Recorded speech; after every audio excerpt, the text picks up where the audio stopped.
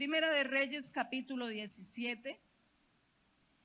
Y en el marco de este mes, Dios es fiel, yo he titulado esta palabra, antes que el arroyo se seque, aprenda a consultar con Dios y a tomar buenas decisiones. ¿Cuántos dicen amén? Dice la palabra del Señor así: vino a él palabra de Jehová diciendo: apártate de aquí y vuélvete al oriente y escóndete en el arroyo de Querid, que está al frente al Jordán. Beberás del arroyo, y yo he mandado a los cuervos que te den allí de comer. Y él fue e hizo conforme a la palabra de Jehová, pues se fue y vivió junto al arroyo de Querid, que está al frente al Jordán. Y los cuervos le traían pan y carne por la mañana, y pan y carne por la tarde, y bebía del arroyo. Pasados algunos días, se secó el arroyo, diga, se secó el arroyo, porque no había llovido sobre la tierra. Amada iglesia, todos los días, en los días que vivimos, necesitamos avanzar, pero al ver las cosas con nuestros ojos físicos, aún con nuestros ojos espirituales, hay momentos y circunstancias en que nuestra visión sobre algo no debe ser solo una mirada, sino que también esa mirada sea una mirada sobrenatural. Porque son días difíciles, conflictivos, inestables los que estamos viviendo. Y orar, pedir orientación y lanzarnos a veces sobre muchas situaciones sin dirección de Dios, sin consultar con Dios, muchas veces nos lleva a enfrentar momentos que se salen de nuestro control. Y frente a esto, hoy yo quiero ministrar dos miradas proféticas que necesitamos entender para este tiempo. En esta palabra y lo que nos acompaña de la vida de Elías, un hombre de Dios, un hombre con un don de profecía, un don que le permitía unir el cielo con la tierra, de hablar lo que Dios hablaba, de mostrarle al pueblo las situaciones que estaban pasando, por qué las estaban pasando. Y ahí encontramos que Elías tenía un criado que se llamaba Giezi. Y encontramos en Giezi una mirada natural. Y esa mirada natural llevó a Giezi no a mirar lo que pasaba con los ojos adecuados, sino mirar qué puedo sacar de esta situación, qué me pueden dar.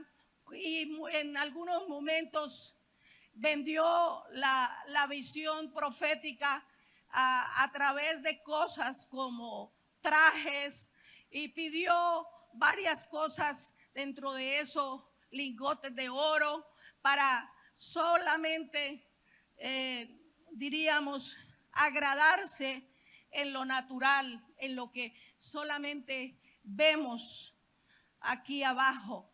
Pero también encontramos al profeta Elías, y el profeta Elías ya con una mirada sobrenatural.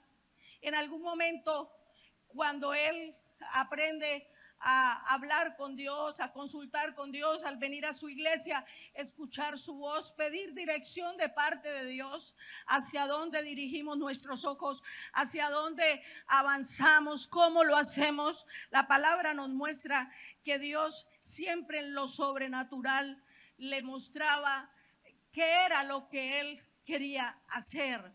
En algún momento dice la palabra que él como profeta, el Señor le dice que habría lluvia, y el Giesi tal vez subía y en lo natural decía yo no veo nada, pero cuando subía Elías dice que yo veo una mano, y esa mano cada vez se hace más grande y es una señal que una grande lluvia viene. Y lo que necesitamos para esta hora son hombres y mujeres que en medio de las circunstancias no nos limitemos solamente con una mirada natural, a veces materialista, común, delante de nuestras circunstancias que vivimos diariamente, sino necesitamos hombres y mujeres, la iglesia del Señor que está aquí, que fue sacada del mundo para profetizar en horas difíciles, oscuras, y en estos últimos tiempos donde está la reserva del ejército de Dios. Y una visión de fe podrá ser lo que necesitamos para vivir por encima de las circunstancias, de las posibilidades, y que podamos traer esperanza a quien nos oye, y que el Señor nos dé de su gracia, nos dé de su poder, nos dé de su unción y de su gloria. Acuérdese que el poder se gana en oración, la unción también se gana en oración, pero la gloria es la manifestación de Dios o la respuesta, porque hay altares que están haciendo lo sobrenatural de Dios y oyendo y viendo el mover de Dios en todos sus pasos. Y yo creo que esta palabra viene para darle a la iglesia las herramientas, y nosotros en esta hora podamos ser hombres y mujeres que podamos traer una palabra fresca y una palabra ungida, una palabra para esta hora como profetas de Dios. La palabra nos muestra que Acab era un rey malo y osado en su maldad y en su perversidad. Tenía una compañera llamada Jezabel, y Jezabel comandaba los ejércitos de las tinieblas y los sacerdotes que les servían en la manifestación de los templos de Balaam, que era Satanás obrando en esa época. Y en medio de esa maldad, Acab y Jezabel, Dios levanta también a un profeta osado, porque en las horas difíciles y oscuras donde el mal es osado, Dios también necesita profetas para esta hora que de una manera osada se levanten en medio de las circunstancias. Y yo quiero irme un poquito a mirar con ustedes Primera de Reyes 17, del 2 al 9. Ahí aparece Elías, predice la sequía que vendría sobre Israel, toda Israel. Y me llama la atención que antes que el arroyo de Querí se secara, el profeta Elías debía permanecer allí, porque era el lugar donde Dios le había dicho que se escondiera. Y se iba a esconder allí durante los tiempos de sequías, que no fue un día, no fueron unos meses, fueron algunos años. Y según el relato bíblico, Dios le ordenó a Elías como profeta de Dios que para esa hora estaba profetizando más alto que Acab, que también estaba profetizando de parte de las tinieblas. Allí él debía apartarse y esconderse junto al arroyo de Querid. Él debía beber el agua del arroyo y los cuervos le llevarían a él pan y carne. Pero son cosas sobrenaturales que suceden porque los cuervos, ellos son animales que lo que consumen es carroña y todo lo que tiene que ver con cuerpos muertos. Pero como en la sobrenaturalidad de Dios, Dios le cambia el chip aún al cuervo para que de esa manera actuara a favor de Elías y le llevara carne buena y le llevara también pan. Cuando el arroyo finalmente se seca por falta de lluvia, entonces Dios vuelve a hablarle a Elías y le da una nueva instrucción. Y aquí quiero detenerme un poquito. Dios todavía sigue hablando y Él quiere hablarnos como iglesia, como familia, como personas. Él quiere también darnos instrucciones porque Él tiene la dirección para nosotros. Él todavía se mueve sobre lo natural, trayendo lo sobrenatural que no entendemos, pero que todavía da las victorias decisivas y contundentes en medio de las generaciones. No fue diferente con Elías, y dice la palabra que primero lo lleva a Querid, pero luego lo continúa llevando por la geografía bíblica, pero también por la geografía de las circunstancias y también de la geografía de los proyectos y los planes de Dios. Y aquí lo lleva ahora a Sarepta. Y allí en Sarepta hay una viuda, y una viuda que también está enfrentando la sequía. Y la sequía siempre va a traer no solamente sequía física, sino también espirituales, económicas, familiares. Y allí está esta mujer. Y Dios comienza a llevar al profeta también para enseñarle cómo debía profetizar y cómo tendría que enfrentar lo que él estaba viendo.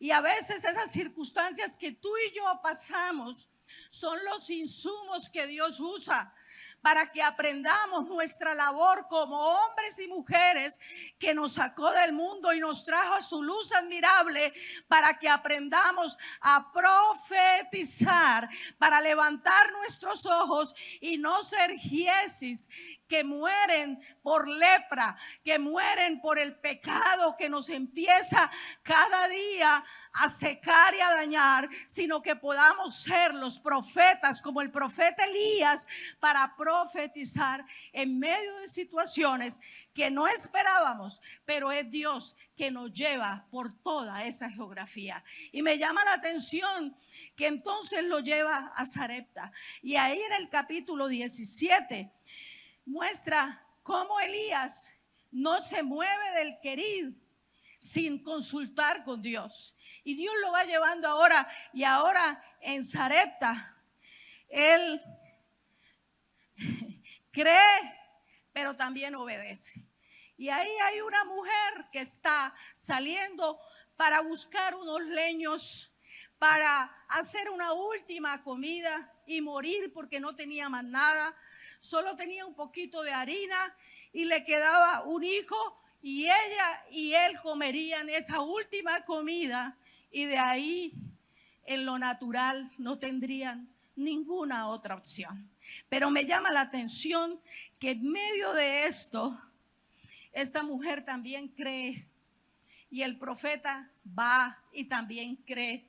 Y al unirse esa sobrenaturalidad de Dios, Dios obra un milagro. Y dice la palabra que no solamente le dio de comer al profeta, sino el tiempo que Elías estuvo ahí, lo sobrenatural se movió de tal manera que pudieron comer, que pudieron ver que Jehová Jireh es real aún en las horas difíciles. Y en medio de ese tiempo, la palabra también nos muestra que su hijo enfermó, y Dios iba a darle otra, diríamos, otra enseñanza, para que él aprendiera también a profetizar y a depender de lo sobrenatural en medio de todas las circunstancias. No es diferente con nosotros, porque Dios en medio de todo eso no solamente separaron las cosas, sino por cuanto el hombre de Dios creyó, dice la palabra, que cuando esta mujer enfrenta al profeta Elías, le dice: ¿qué tienes contra mí? Si yo he pecado, ¿por qué Dios me quitaría a mi hijo, lo único que yo tengo? El profeta no discutió, no habló en lo natural, sencillamente buscó a Dios y dice la palabra: tráigame el niño.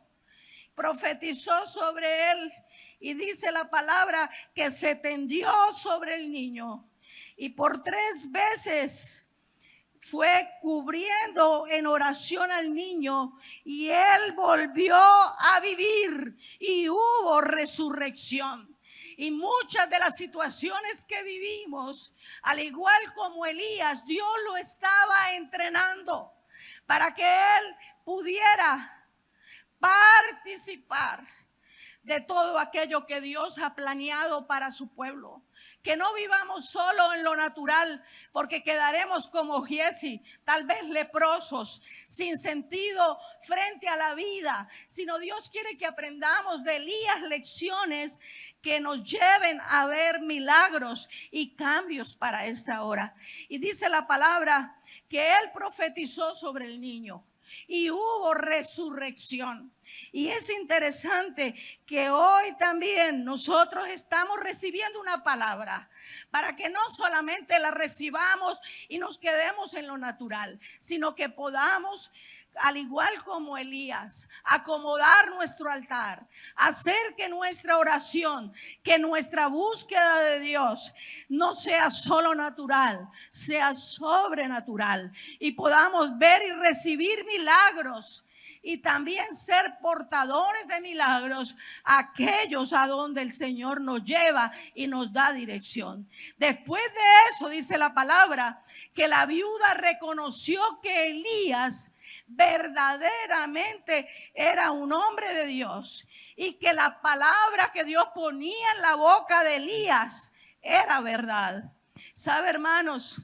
Esto es tiempo de soltar la palabra, porque Dios pondrá palabra en tu boca y la verdad de Dios, Dios te respaldará. Así lo hizo con Elías y Dios quiere que en este tiempo no olvidemos ese llamado profético que también Dios ha puesto sobre la iglesia. ¿Cuántos le alaban y le aplauden en esta mañana? Después de esa etapa de Elías en Sarepta, acompañando a esta mujer que estaba bajo el gobierno de Acab, que estaba bajo el gobierno de Jezabel, de los profetas de Baal, pero también bajo el gobierno de un profeta como Elías, llamado para esa hora. Dice la palabra que después de esa etapa, Elías recibe una nueva dirección. Y esa nueva dirección es que Dios le dice: regresa y ahora te vas a presentar ante el rey Acab. Y mire, hermanos, estos llamados proféticos que tenemos como iglesia, como familia, como personas, no son fáciles, pero Dios siempre nos ha prometido su dirección, su bendición, su respaldo, y en esas horas de sobrenaturalidad Él no va a dejar que la palabra de verdad quede sin respuesta ante aquellos que demandan de nosotros, como esta mujer, una palabra de oración, una palabra que profetice y una palabra que se cumpla en la vida de los que nos la solicitan. Esto ocurrió allí en una hora difícil. Él estaba siendo perseguido por Acab, por el rey, el hombre que tenía más poder en la nación. Y Dios entonces le dice que se presente ante el rey Acab. Y después de varios años de sequía, la Biblia le dice: ve y muéstrate a Acab, y yo haré llover sobre la tierra. Esa es la palabra que recibe el profeta en esa hora.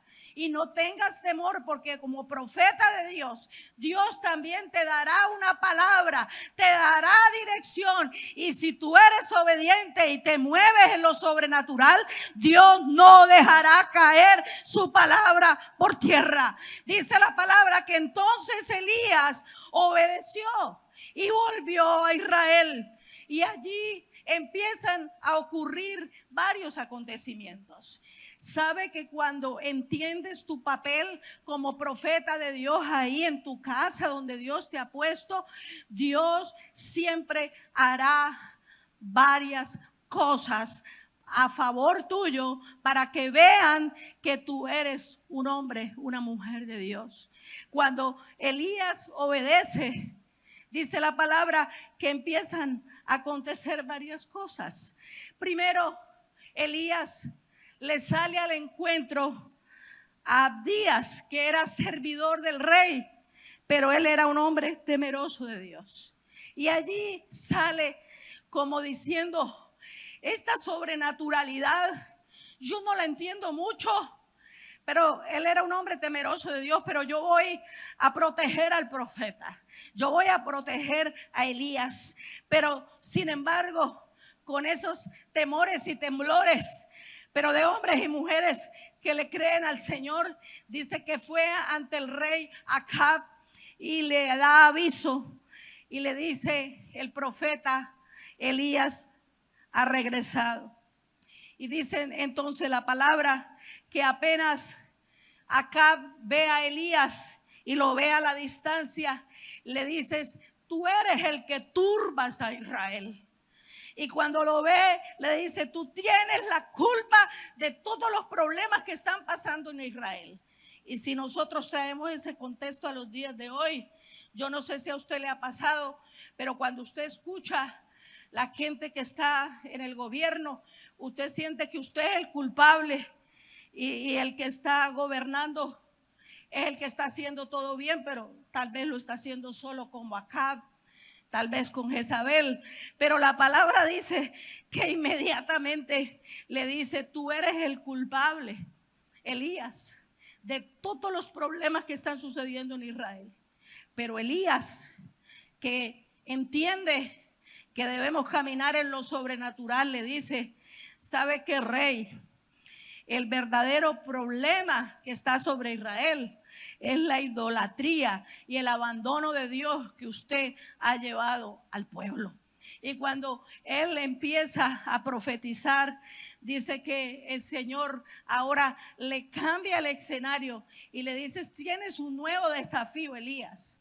Ahora tienes que llevar a todos los profetas que tiene Acab y Jezabel, los tienes que llevar al monte Carmelo. Y tú también tienes que ir. Y lo primero que tienes es que arreglar el altar.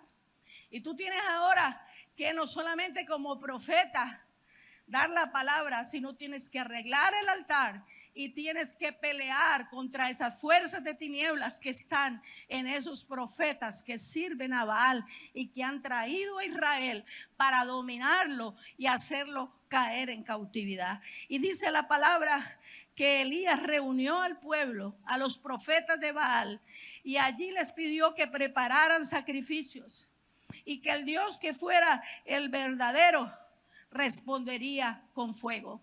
Y dice la palabra que echó agua, símbolo de avivamiento de la palabra. Para que un profeta pueda cumplir su función en esta hora, necesitamos volvernos a la palabra, porque la palabra traerá fuego, la palabra traerá poder, la palabra traerá la gloria de Dios en medio de nuestra casa, de nuestras vidas, en medio de la iglesia, en medio de nuestra nación. Y los profetas de Baal clamaron de la mañana hasta la noche y todo el día lo hicieron, porque sabes que lo natural no va adelante en las horas decisivas. Y dice que Elías mantuvo con rostro a tierra orando a Dios, y Dios lo respaldó y respondió enviando fuego del cielo que consumió el sacrificio, el altar y hasta el agua alrededor de las zanjas. Y fue después de eso, de esas batallas primero espirituales, para que lo sobrenatural fluya sobre nuestras vidas, sobre nuestros templos, sobre el altar, sobre nuestra nación, que necesitamos hacerlo otra vez. Porque cuando Elías lo hizo, dice que comenzó nuevamente después de 3 años y medio de sequía, comenzó a llover otra vez sobre la tierra. Otra vez lloverá sobre tu tierra. Otra vez, ¿sabe qué? Lloverá sobre tu casa. Otra vez lloverá sobre nuestra generación. Y otra vez Dios suplirá todo lo que nos falte conforme a sus riquezas en gloria. Así fue con Elías y así será con nosotros. ¿Cuántos le alaban y le glorifican en esta mañana? Todo esto nos muestra cómo Dios llevó a Elías y cómo lo fue llevando ahí del escondite en Primera de Reyes 17, donde lo puso primero en Querid, para ver que Dios tiene control aún del arroyo más pequeño. Pero Él también es el Dios que abre las fuentes de los cielos. Y Elías necesitaba ver al Dios que trabaja en lo pequeño, pero también el Dios que nos quiere enseñar que Él también es Dios de grandes cosas.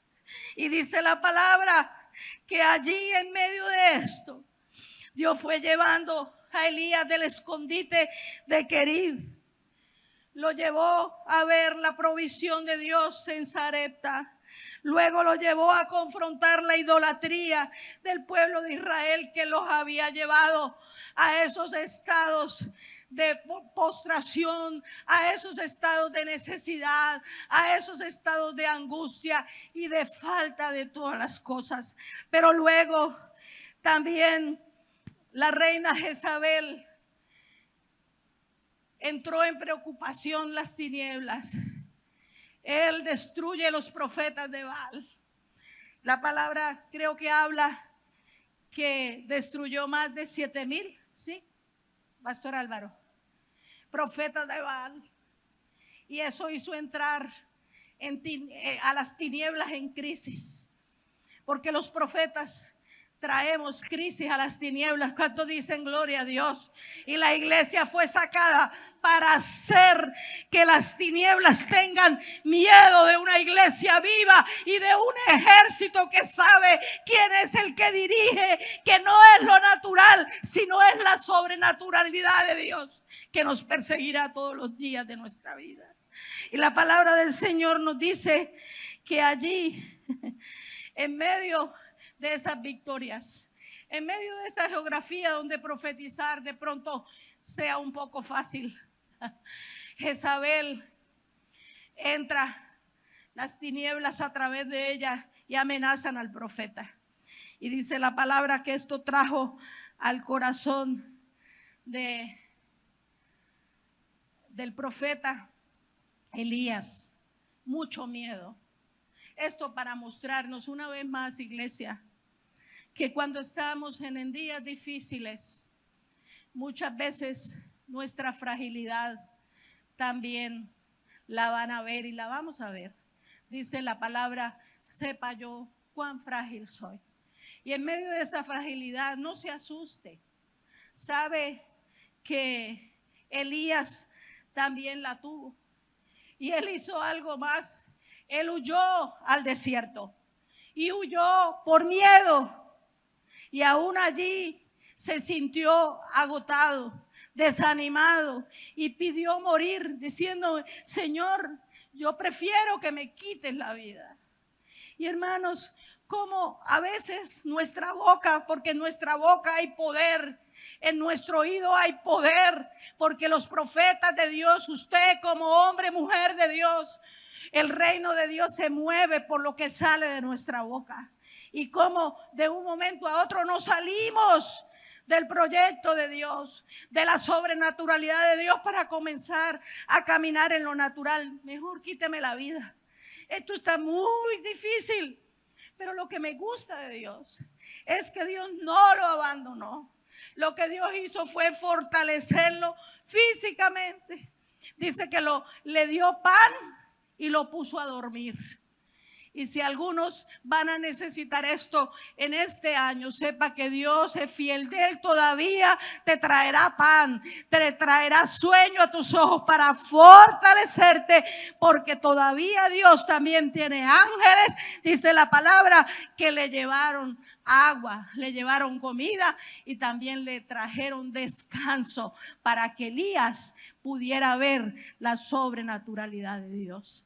Dice que luego de esto, y esto es lo que Dios va a hacer con nosotros. ¿Sabe por qué Dios es fiel? Porque vamos a terminar este año en victoria. Y en el mes de mayo veremos victorias. Victorias como las vio Elías. Y las vio desde el altar de Dios. Y tú las has visto, pero lo verás también en lo natural. Y dice la palabra que después de eso, caminó 40 días hasta el monte de Dios, hasta Horeb. Y allí Dios se le revela. Y allí Dios se revela de otra manera. Hasta aquí, en cada etapa que lo fue llevando y le fue enseñando y le fue también dejando ver su sobrenaturalidad ahí en lo práctico, porque el evangelio es práctico, es poder de Dios de salvación ahí en su casa, en su vida, en los compartimientos de su vida, en su matrimonio, en sus finanzas, en sus relaciones, en sus sueños, en sus proyectos. El evangelio es eso. No es para tenerlo allá solo en el altar, es para bajarlo y ver lo sobrenatural ahí con lo que usted vive, con lo que usted lucha, con aquello que constantemente te mueve el piso. Pero Dios quiere que tú aprendas y entiendas tu papel de profeta en medio de tu generación. Dice que después de eso hubo un viento fuerte, hubo un terremoto, hubo fuego, pero Dios finalmente le habló.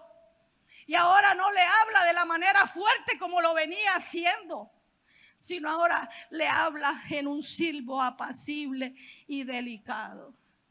Y Dios ahí le da nuevas instrucciones. Y Ramacantaramazuri anda.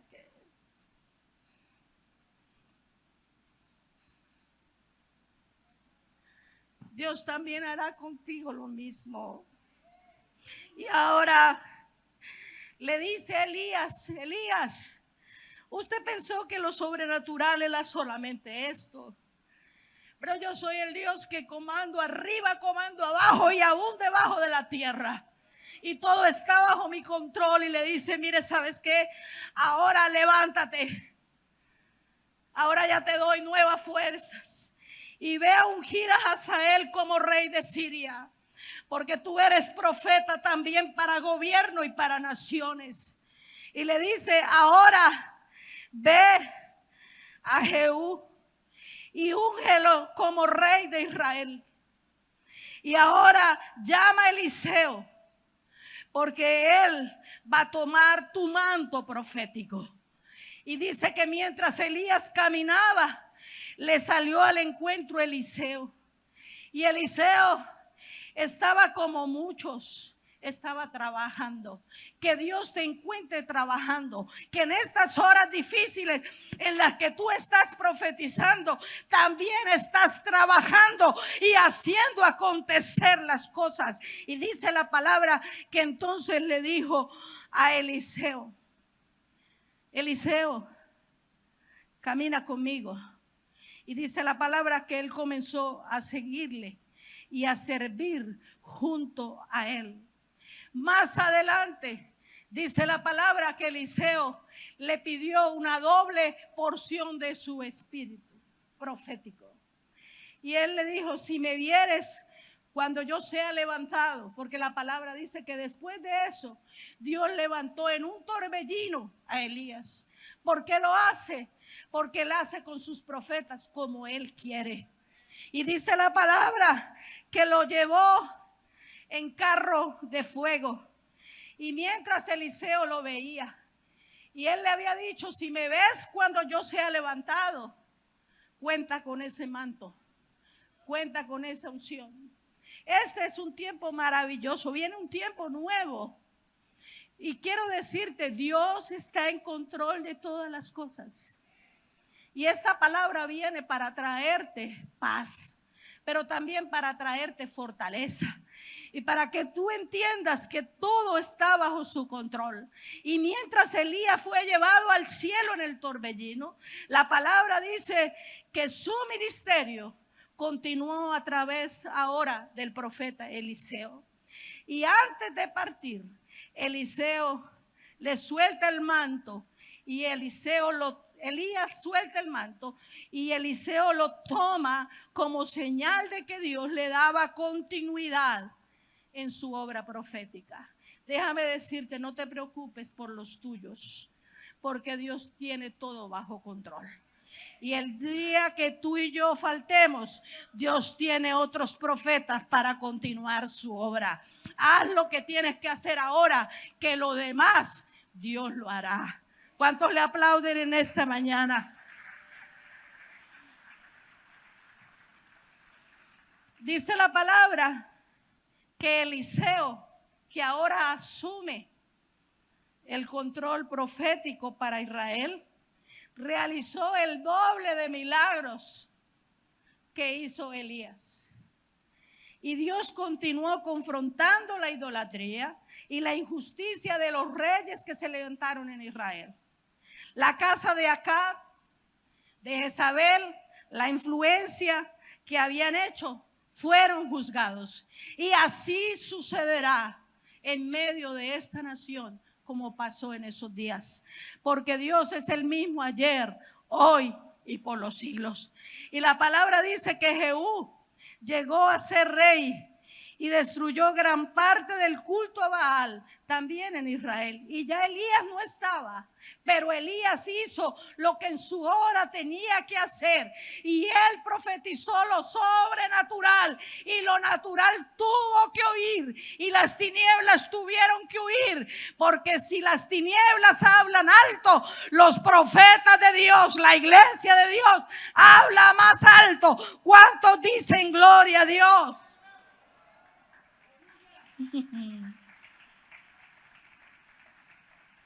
Hoy, amada iglesia, yo quiero ir cerrando la palabra.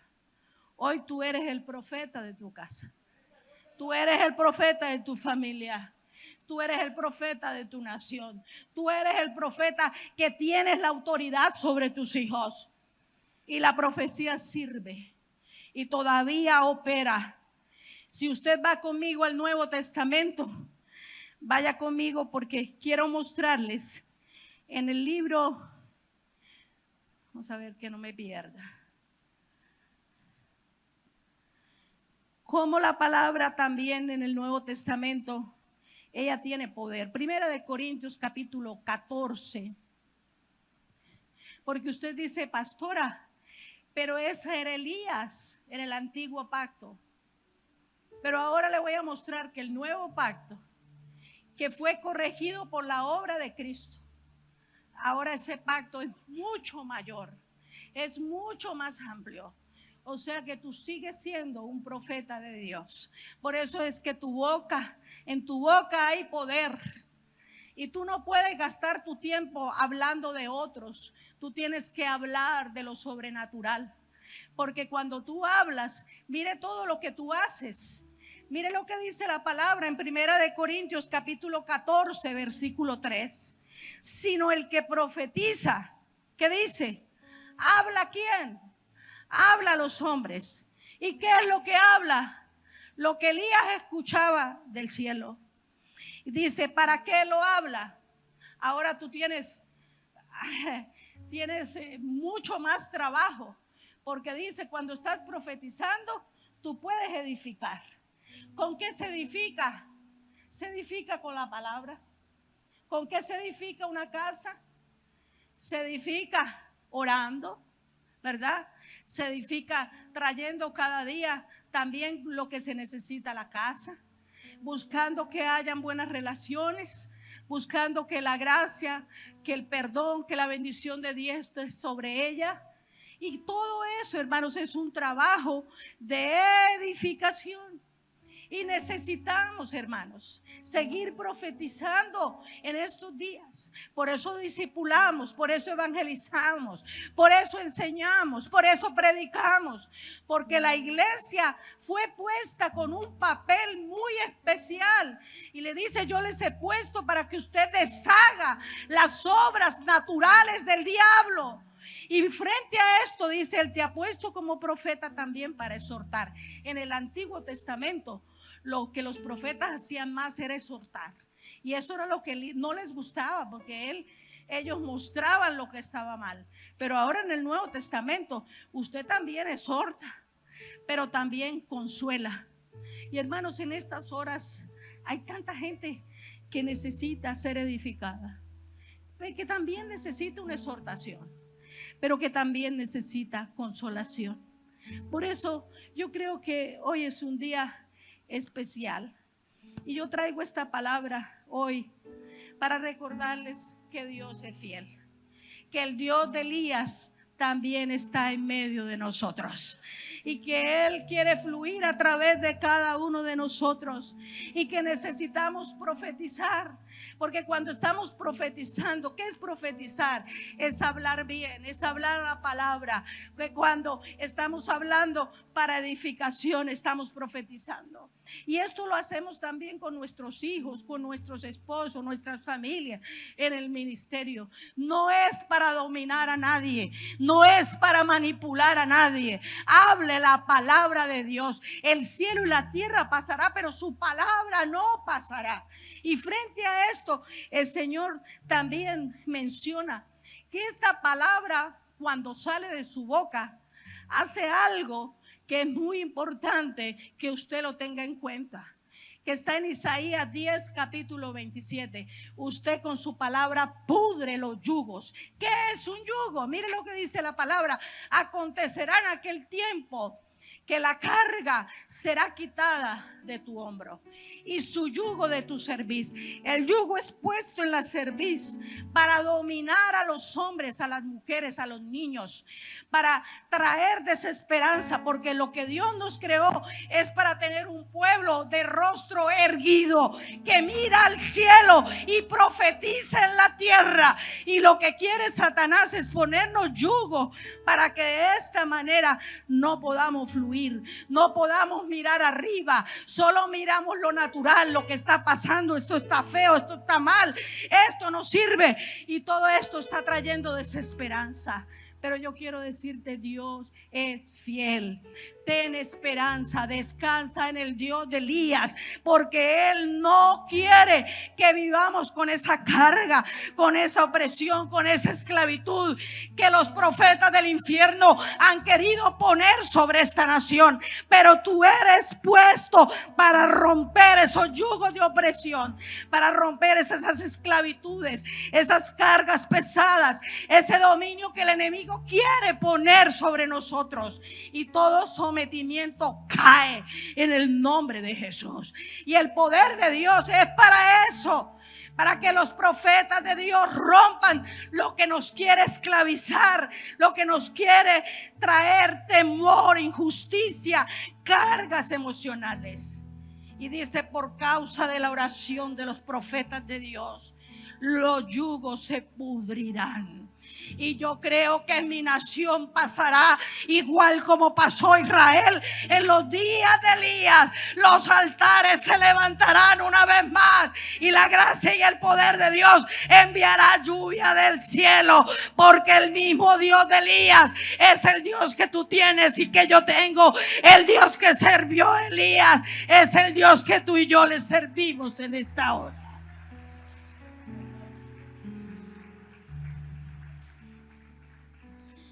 Ponga sobre sus pies.